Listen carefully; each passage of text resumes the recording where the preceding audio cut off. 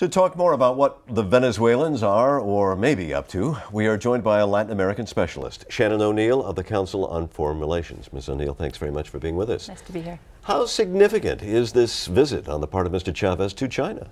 You know, it is important that he's going to China. In fact, he's going to other countries and has been over recent months. He's gone to Iran, he's going to Russia, China. He's going to a lot of places with regimes that are less than friendly to the United States. But we think that there is a domestic quality to this gallivanting around the world on his part.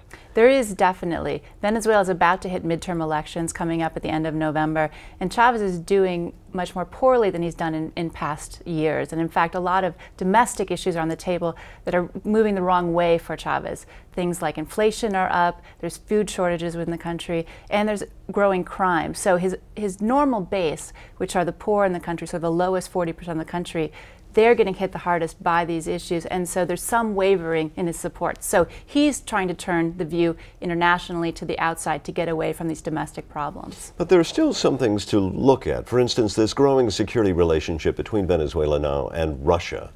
How concerned should Americans be, and the United States government in particular, to this? You know, this is an important issue for the U.S. government. It shouldn't be downplayed, but this is not the Cuban Missile Crisis redux again at this time. It's bluster, it's actually some real movements, but we're not yet at an area of real concern for the United States. But it's something that the United States should be carefully watching.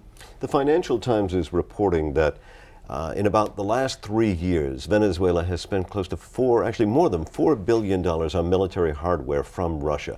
If I'm a neighbor in Latin America of Venezuela, should I be worried?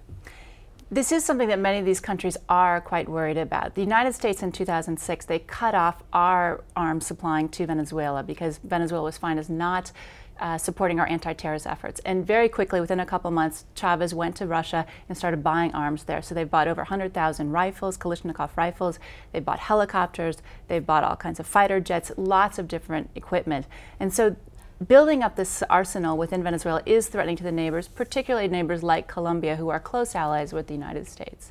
And I know we haven't got a lot of time, but is Chavez trying to be the next Fidel Castro? Is he trying to follow in his footsteps? Chavez would love to be the next Fidel Castro. I think in terms of world time, where we are in the world, there isn't really a room for another Fidel Castro, and I don't think Chavez has the ability, the ideology, and sort of the permanence there to fill those boots. But he does have a $150 billion microphone in the sense of oil, and so he's going to be on the world stage for a while to come. Shannon ONeil, the Council of Foreign Relations, thank you very much. Thank you.